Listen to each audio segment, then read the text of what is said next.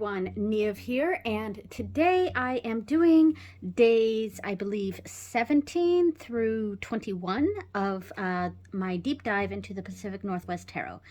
So we've already done the full moon ritual where I cleanse and consecrate the deck.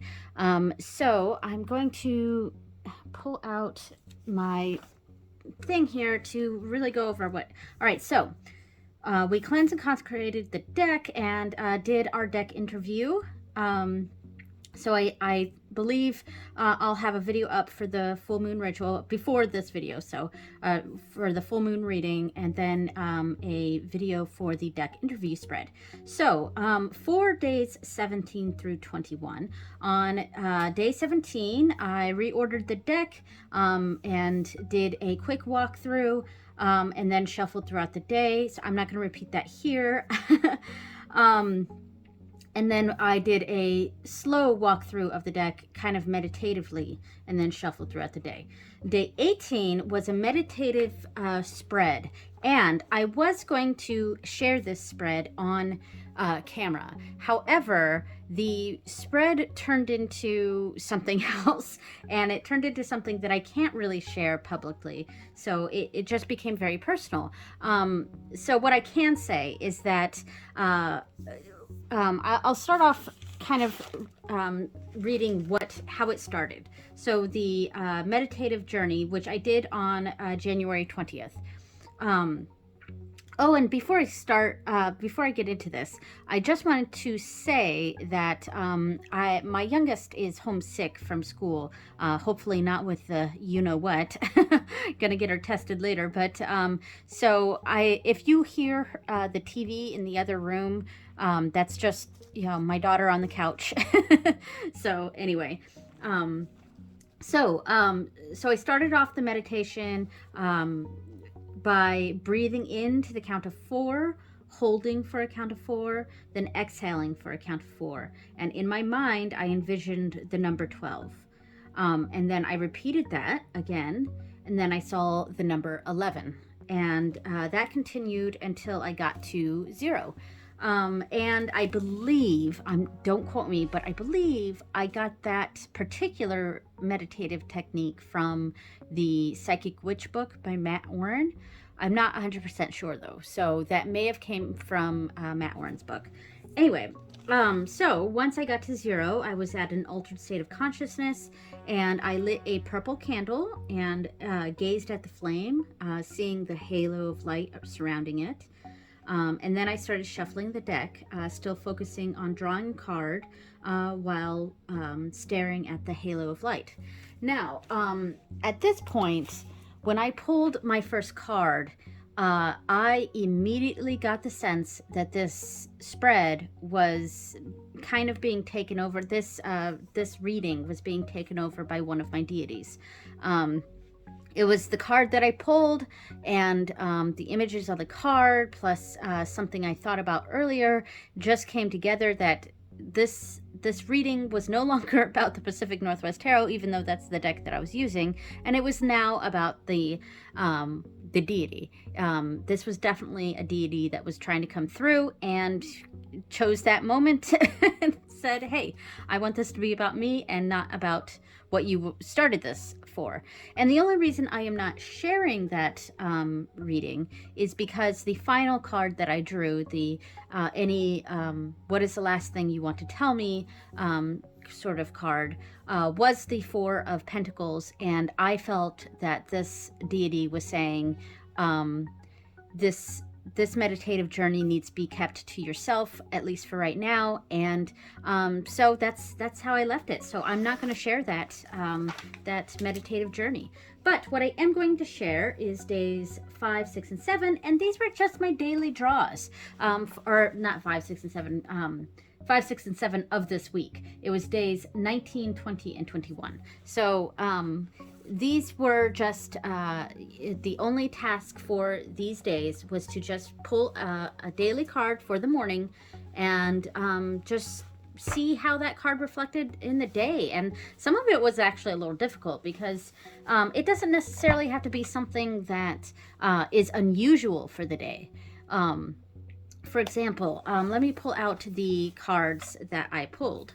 And I have them right at the top here.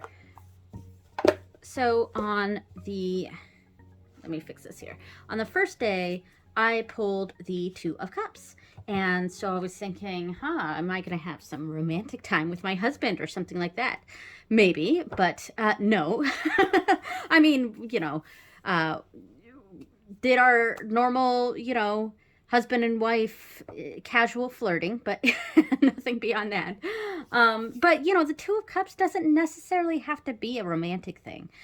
It's a card of like partnerships. And let me open to the page in my journal where I had my daily cards. Yeah, so I pulled the Two of Cups and I wrote down partnership, courtship, romance as possibilities. And I initially was like, I'm not really sure how the Two of Cups connected with my day. Yes, my husband was flirty, I guess.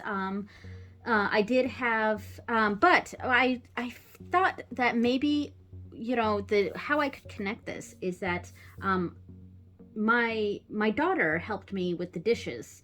And that is, I usually do the dishes while they're at school. So, and she had a half day, so she was home and she helped me do the dishes. So maybe that was the partnership it was talking about.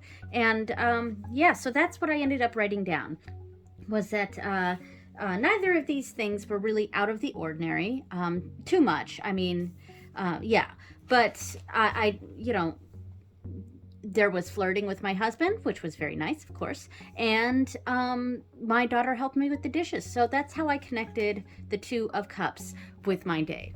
All right. And then I actually skipped the next day because I kind of forgot about it until like halfway through. But the next day after that, I pulled a card and I pulled the Two of Wands. So now I have two twos.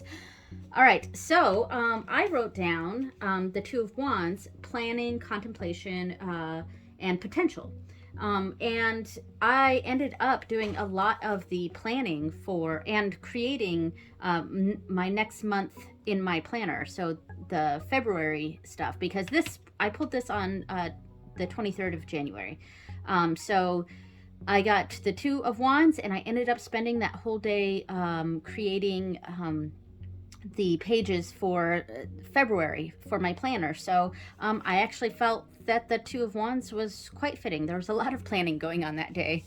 And finally, yesterday, which was also my oldest's birthday, I got the Hanged One. This one was a little tough. I wrote things occurring out of my control or seeing a new perspective, patience, being stuck. That's kind of the general, and I actually didn't continue writing for what happened yesterday. One thing we could connect this to is the fact that it was my daughter's birthday. So, and when a caterpillar is in its cocoon here, it is kind of being born. So maybe there is a birthing element of that. So we could attribute it to that. And maybe my other daughter, she was starting to feel sick yesterday. So maybe this is the thing that's out of my control. Because if it's the what, she definitely got that at school, because at home, I'm a stay-at-home mom and my husband works from home. So we really do not go anywhere. Like, seriously, we don't go anywhere. So it's just the kids that have school. So if she caught that, or whatever illness she caught, it was from school for sure. All right, so that was days 17 through 21. So this was a bit of a different video today, not much going on with it. But like I said, I would have shared the meditative cards that I pulled, but the deity that came through was, very clearly told me to basically keep the details to myself. So that's what I'm going to do. All right, so tomorrow, or I mean the next video that I do, I am going to start, it starts the next week in my deep dive, which is the combos. So I will be combining the Pacific Northwest Tarot with, I believe, an Oracle. So I'm going to be doing 2 readings, I believe, and I don't know if I'm going to keep them in 1 video or 2 videos, but yeah. So all right, so thanks so much for watching, everyone. I will see you next time, and have a good day. Bye.